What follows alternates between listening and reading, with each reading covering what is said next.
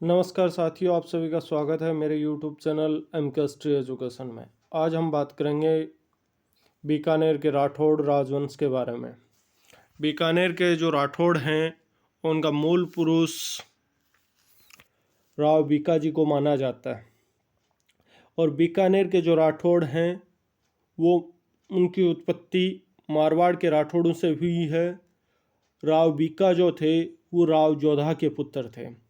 तो एक तरह से देखा जाए तो जोधपुर राठौड़ों की मूल शाखा है और उसी शाखा से बीकानेर और उसी जोधपुर के जो मोटा राजा उदय सिंह थे उनके पुत्र किशन सिंह ने किशनगढ़ की स्थापना की थी। इस प्रकार राजस्थान में राठौड़ों की 3 रियासतें थी। तो आज हम बात करेंगे बीकानेर के राठौड़ों के बारे में। तो बीकानेर के राठौड़ वंश का संस्थापक थे, तो बीकानेर के राठौड़ों के संस्थापक थे राव बीका। राव बीका को बीकानेर के राठौड़ों का संस्थापक या मूल पुरुष कहा जाता है। 1465 में ये अपने चाचा राव कांधल की सहायता से जांगल देश को विजित किया और राव बीका की पहली राजधानी थी कोडमदेसर। 1485 में राव बीका ने एक दुर्ग का निर्माण करवाया जिसे बीका जी की टेकरी कहा जाता है। देखते हैं अगला प्रश्न। राव बीका के पिता का नाम क्या था? तो बीका के पिता का नाम राव जोधा था और राव जोधा जो थे उन्होंने जोधपुर शहर की स्थापना की थी। 1459 में मेहरानगढ़ दुर्ग की नींव करणी माता के हाथों रखवाई थी और ये जो राव बीका थे इन्हीं जोधा जी के पुत्र थे। बढ़ते हैं अगले प्रश्न की ओर। बीकानेर के राठौड़ राजाओं के राज्याभिषेक के अवसर पर राज तिलक का अधिकार किसे था? तो ये बीकानेर के गोदारा जाटों को था। बीकानेर के राठौड़ राजाओं के राज्याभिषेक के अवसर पर तिलक का अधिकार। जैसे हम देखते हैं मेवाड़ में जो महाराणा होते थे, महाराणा के राज्याभिषेक के अवसर पर तिलक करने का अधिकार ऊंदरी गांव के भील सरदार को था। वैसे ही आमेर रियासत जो थी, आमेर रियासत में जो राजा का राज्याभिषेक होता था उस समय जो तिलक करने का अधिकार था वो मेणा जाति को था। उसी प्रकार से बीकानेर के जो राठौड़ शासक होते थे उनका जब राज्याभिषेक होता था तो राज्याभिषेक के अवसर पर राज तिलक का जो अधिकार था वो बीकानेर के गोदारा जाटों को था। राव बीका की प्रथम राजधानी कौन सी थी? तो राव बीका की प्रथम राजधानी कोडमदेसर थी। कोडमदेसर राव बीका की पहली राजधानी थी। बीकानेर शहर की स्थापना कब की गई? तो बीकानेर शहर की स्थापना 12 अप्रैल 1488 को की गई। 12 अप्रैल 1488 को राव बीका के द्वारा की गई थी। वैशाख शुक्ल तृतीया को की गई और इस वैशाख शुक्ल तृतीया को आखा तीज का त्यौहार मनाया जाता है और इसे राजस्थान में अबुझ सावा माना जाता है। राजस्थान में सबसे ज़्यादा इसी दिन बाल विवाह भी होते हैं और आखा तीज के दिन बीकानेर शहर में पतंग उड़ाने का रिवाज भी है। बढ़ते हैं अगले प्रश्न की ओर। कोडमदेसर भैरव मंदिर का निर्माण किसके द्वारा करवाया गया? तो यहाँ ध्यान रखने वाली 2 बातें हैं। कोडमदेसर में भैरव जी का मंदिर है और इस मंदिर का निर्माण राव बीका के द्वारा करवाया गया था। तो कोडमदेसर भैरव मंदिर का निर्माण राव बीका के द्वारा करवाया गया था। बीकानेर में नागणेची माता मंदिर का निर्माण किसके द्वारा करवाया गया? तो ये राव बीका के द्वारा करवाया गया था। और नागणेची माता जो हैं वो राठौड़ों की कुल देवी हैं और इनके मंदिर का निर्माण राव बीका के द्वारा करवाया गया था। बढ़ते हैं अगले प्रश्न की ओर। बीकानेर के किस शासक की दानशीलता के कारण उसकी तुलना कर्ण से की गई है? हम देखते हैं कि महाभारत में कर्ण थे जो कि अपनी दानशीलता के लिए प्रसिद्ध थे। उसी प्रकार से बीकानेर के एक शासक हैं जिनकी तुलना कर्ण से की गई है। तो ये हैं राव लूणकरण को कलयुग का कर्ण भी कहा गया है। राव लूणकरण को कलयुग का जो कर्ण कहा है वो कहा है बिट्ठू सुजा ने। किसने कहा है? बिट्ठू सुजा ने राव जैतसिरो छंद पुस्तक में। और इसके अलावा जो वंशोत्कीर्तन काव्य जो पुस्तक है उसमें भी इनकी दानशीलता के कारण इन्हें इनकी जो तुलना की गई है वो कर्ण से की गई है। लूणकरण की किस पुत्री का विवाह आमेर के शासक पृथ्वीराज कछवाहा से हुआ था? तो लूणकरण की जो पुत्री थी जिसका विवाह पृथ्वीराज कछवाहा जो आमेर के शासक थे उनके साथ हुआ था, उनका नाम था बालाबाई। बालाबाई 1527 के खानवा युद्ध में राव जैत सिंह ने अपने किस पुत्र के नेतृत्व में अपनी सेना राणा सांगा के पक्ष में भेजी थी? तो ये थे कल्याणमल। 1527 में खानवा का प्रसिद्ध युद्ध लड़ा गया राणा सांगा और बाबर के मध्य। ये एक अंतिम युद्ध था जिसमें राजपूताना के सभी राजाओं ने राणा सांगा के झंडे के नीचे एकत्रित होकर के मुगलों के विरुद्ध युद्ध किया था। इस युद्ध में राणा सांगा के साथ राजपूताना की लगभग रियासतों के शासक थे, जिनमें हम देखते हैं कि जो बीकानेर रियासत थी, बीकानेर रियासत की सेना का नेतृत्व खानवा युद्ध में राव कल्याणमल ने किया था। और उस समय जो वहाँ के शासक थे वो थे जैत सिंह। वैसे ही जोधपुर जो थी, जोधपुर के उस समय के शासक थे राव गांगा और उनके पुत्र मालदेव ने मेवाड़ जो मारवाड़ी सेना थी उसका नेतृत्व खानवा के युद्ध में किया था। राव जैतसिरो छंद पुस्तक की रचना किसके द्वारा की गई है? तो राव जैतसिरो छंद पुस्तक की रचना बिठू सुजा के द्वारा की गई है। बिठू सुजा के द्वारा की गई है। यह आरपीएससी का सबसे फेवरेट क्वेश्चन है भाई। पाहेबा या साहेबा का जो युद्ध था वो किसके मध्य हुआ था? तो पाहेबा या साहेबा का जो युद्ध था वो 1541 में हुआ था राव जैतसिंह और मालदेव के बीच। इस युद्ध में राव जैतसिंह मारे गए और जो बीकानेर था, बीकानेर पर मालदेव का अधिकार हो गया था। इस युद्ध में मालदेव के जो सेनापति थे उनका नाम था जैता और कुंपा। जैता और कुंपा, इन्होंने बीकानेर पर अधिकार कर लिया था। बढ़ते हैं अगले प्रश्न की ओर। गिरि सुमेल युद्ध में बीकानेर के शासक कल्याणमल ने किसकी सहायता की थी? तो हम देखते हैं 15 जनवरी 1544 में गिरि सुमेल का युद्ध लड़ा जाता है शेरशाह सूरी और जो मारवाड़ का शासक था राव मालदेव के बीच में। इस युद्ध में जो शेरशाह सूरी था उसकी मदद बीकानेर के शासक कल्याणमल ने की थी, क्योंकि 1541 में पाहेबा या साहेबा का युद्ध होता है और इस युद्ध में कल्याणमल के पिता जो थे जैत सिंह, उनको मारवाड़ का जो शासक था मालदेव वो हरा देता है और जैत सिंह युद्ध के मैदान में ही मारा जाता है और बीकानेर पर मारवाड़ के शासक मालदेव का अधिकार हो जाता है और कल्याणमल अपने राज्य से वंचित हो जाता है। इस वजह से वो अपना राज्य प्राप्त करने के लिए गिरि सुमेल युद्ध में शेरशाह सूरी की मदद करता है। बीकानेर शासक कल्याणमल ने अकबर की अधीनता कब स्वीकार की थी? तो बीकानेर का जो शासक था कल्याणमल, उसने 1570 के नागौर दरबार में अकबर की अधीनता स्वीकार की थी। उस समय उसके दो पुत्र उसके साथ थे जिनका नाम था राय सिंह और पृथ्वीराज राठौड़। पृथ्वीराज राठौड़।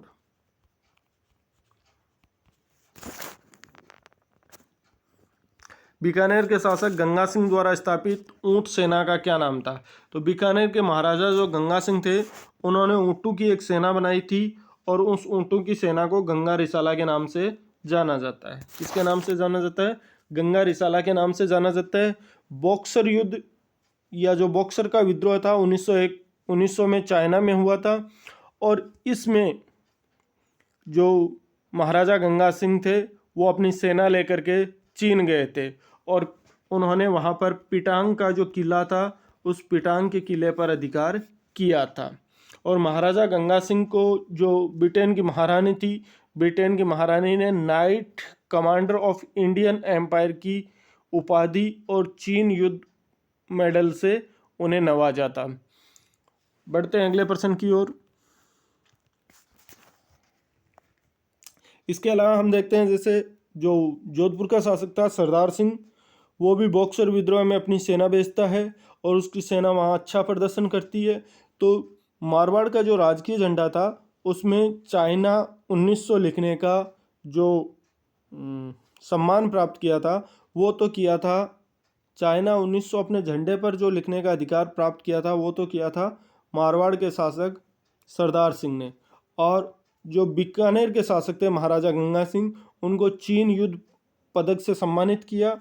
और इसके अलावा ब्रिटेन की जो महारानी थी उसने knight commander of Indian empire की उपाधि दी थी।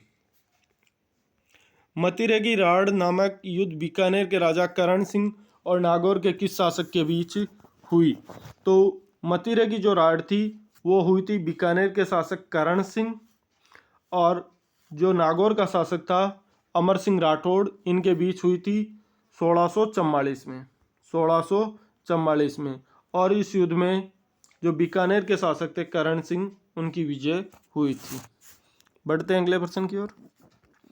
राव जोधा के पुत्र राव बीका ने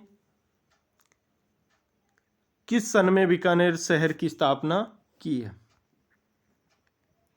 तो ये प्रश्न ये है, राव जोधा के पुत्र राव बीका ने किस सन में जोधपुर शहर की स्थापना की है? तो उन्होंने जोधपुर शहर की स्थापना की है 1488 में। 12 अप्रैल 1488 को 12 अप्रैल 1488 को वैशाख शुक्ल तृतीया के दिन, आखा तीज के दिन बीकानेर शहर की स्थापना की थी।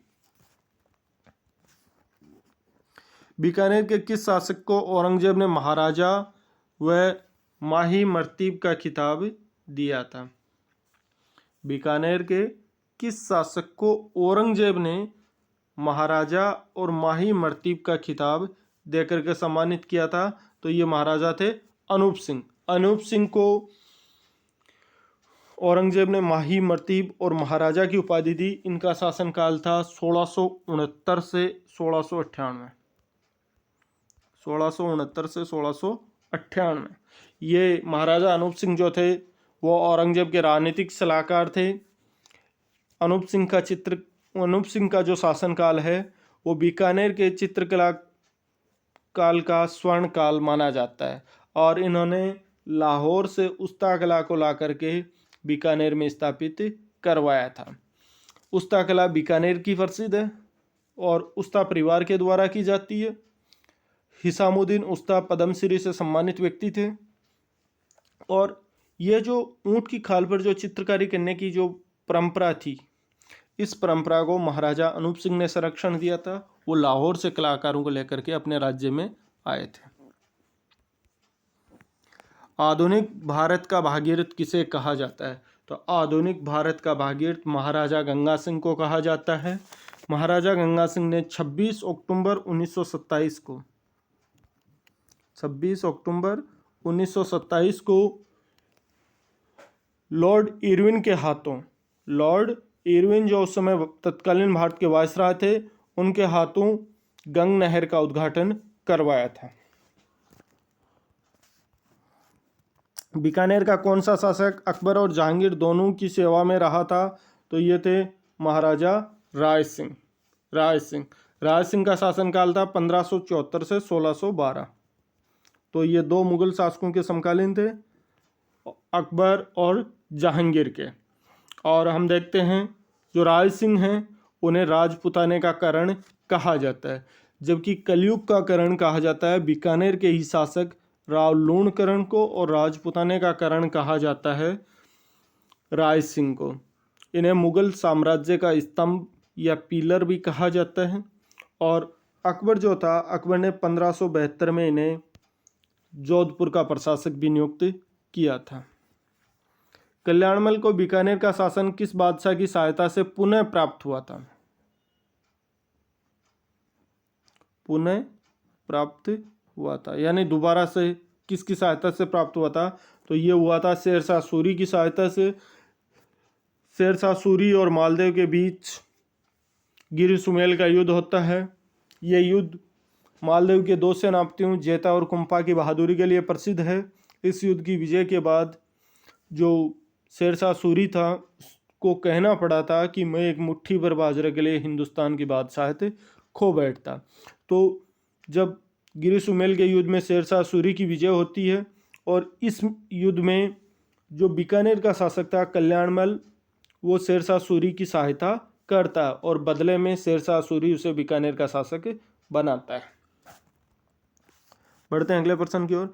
बीकानेर के जूनागढ़ किले का निर्माता किसे कहा जाता है? तो बीकानेर के जूनागढ़ दुर्ग का निर्माता राय सिंह को कहा जाता है। किसको कहा जाता है? राय सिंह को। राय सिंह ने अपने प्रधानमंत्री करमचंद्र की देखरेख में बीकानेर का जो दुर्ग है, जिसको हम जूनागढ़ दुर्ग के नाम से जानते हैं, इस जूनागढ़ दुर्ग का निर्माण करवाया था। 30 जनवरी 1589 से 17 जनवरी 1594।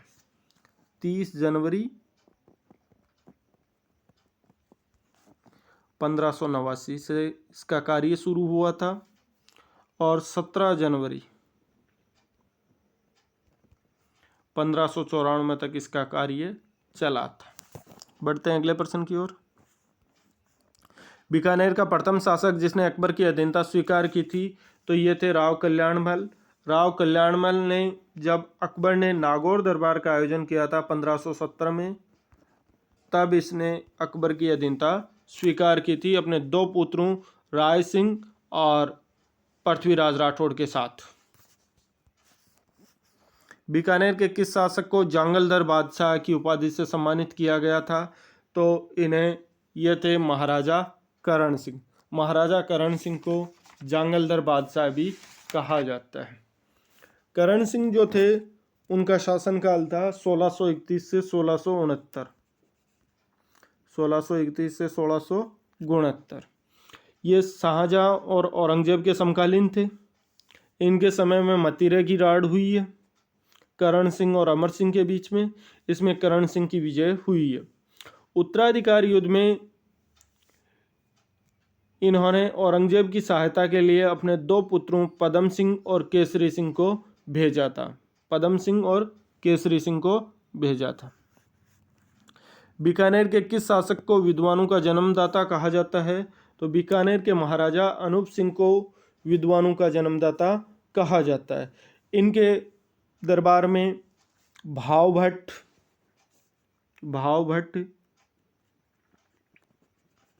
मणिराम, अनंग भट्ट,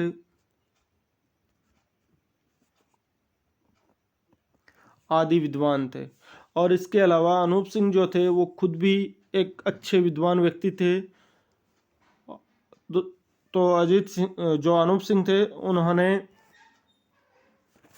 अनूप संगीत विनोद, अनूप संगीत विनोद, अनूप विवेक,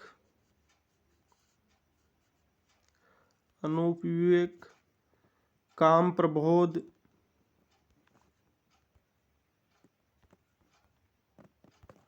और चिंतामणि आदि पुस्तकों की रचना की थी।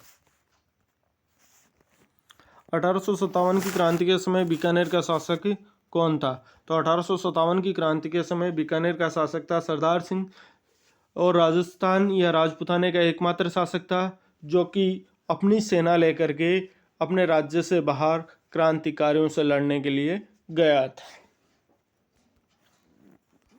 बीकानेर के किस शासक के बारे में कहा जाता है कि दमन, उत्पीड़न और निर्वासन उसके शासन के मूल मंत्र थे? तो ये कहा जाता है महाराजा गंगा सिंह के बारे में। राजस्थान के एकीकरण के समय बीकानेर का शासक कौन था? तो राजस्थान के एकीकरण के समय बीकानेर के शासक थे शार्दुल सिंह। शार्दुल सिंह जो थे, उनका शासनकाल शुरू होता 1943 में और द्वितीय विश्व युद्ध के दौरान इन्होंने बीकानेर की सेनाओं के निरीक्षण के लिए ये बर्मा और ईरान गए थे। बीकानेर के किस शासक को अकाल राहत कार्य चलाने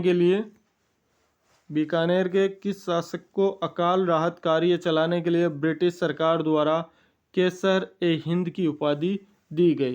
तो ये थे महाराजा गंगा सिंह। महाराजा गंगा सिंह को अकाल राहत कार्य चलाने के लिए जो तत्कालीन जो ब्रिटिश गवर्नमेंट थी, ब्रिटिश गवर्नमेंट ने उन्हें केसर-ए-हिंद की उपाधि प्रदान की थी। 1818 में अंग्रेजों से सहायक संधि के समय बीकानेर का शासक कौन था? तो उस समय बीकानेर का शासक था सूरत सिंह। सूरत सिंह का शासनकाल था 1787 से 1828। 1727 से 1828। बीकानेर में नागणेची माता मंदिर का निर्माण किस शासक के द्वारा करवाया गया था? तो ये राव बीका के द्वारा करवाया गया था। और जो नागणेची माता हैं वो राठौड़ों की कुल देवी है। बीकानेर के किस शासक को बाबर के पुत्र कामरान के आक्रमण का सामना करना पड़ा था? बीकानेर के किस शासक को बाबर के पुत्र कामरान के आक्रमण का सामना करना पड़ा था? तो यह है राव जैत सिंह को। राव जैत सिंह और जो बाबर का पुत्र था कामरान, उनके बीच संघर्ष हुआ और इस संघर्ष में राव जैत सिंह की विजय हुई थी। और बिठू सुजा ने राव जैत सिंह छंद पुस्तक में इसका वर्णन किया।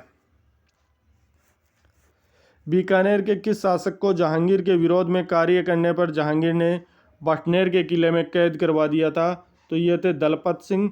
दलपत सिंह को जो भटनेर, जिसको हम वर्तमान में हनुमानगढ़ के नाम से जानते हैं, वहाँ पर कैद करवा दिया था और बाद में दलपत सिंह की वहीं मृत्यु हुई और दलपत सिंह की छतरी भटनेर दुर्ग में है। बीकानेर के किस शासक ने भटनेर पर आक्रमण कर उसका नाम हनुमानगढ़ रखा?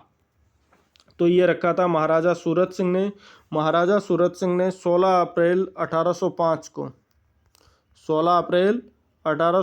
को जो भटनेर का उस समय का जो शासक था जापत खां भाटी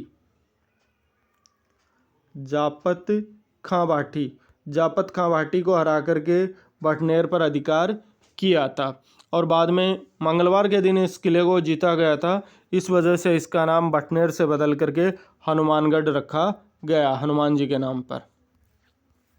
बीकानेर के किस शासक ने राजपूतों में कन्याओं को न मारने की आण यानी प्रतिज्ञा जारी करवाई थी? तो ये थे महाराजा रतन सिंह। बीकानेर के महाराजा रतन सिंह ने 1836 में गयाजी, जो कि हिंदुओं का एक पवित्र तीर्थ स्थान माना जाता है, वहाँ अपने सरदारों को प्रतिज्ञा दिलवाई कि वो अपने राज्य में या अपने यहाँ अगर कोई बेटी पैदा होगी तो उस बेटी को नहीं मारेंगे। रतन सिंह का शासनकाल था 1828 से 1851।